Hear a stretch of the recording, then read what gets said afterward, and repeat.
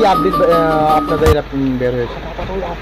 ওই একটা আগরতলা জিআরপিএসের একটা কেস হয়েছিল জিআরপিএস থানার, ওইটার ইনভেস্টিগেশনে কিছু চেকিংয়ের জন্য এসেছে আর কি।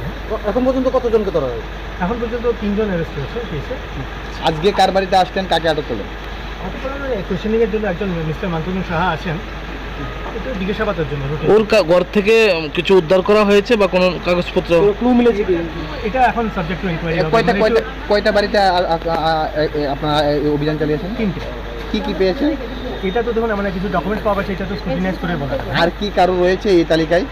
আর দেখুন এটা অ্যাগেন ইনভেস্টিগেশনটার পরে যদি একটা একটা করে আসে। আচ্ছা, মান্তুনির কোনো গোডাউন রয়েছে, গোডাউনের কোনো তথ্য পেয়েছেন আপনারা? ডকুমেন্টটা স্ক্রুটিনি করা হবে, এরপরে যদি কিছু পাওয়া যায়।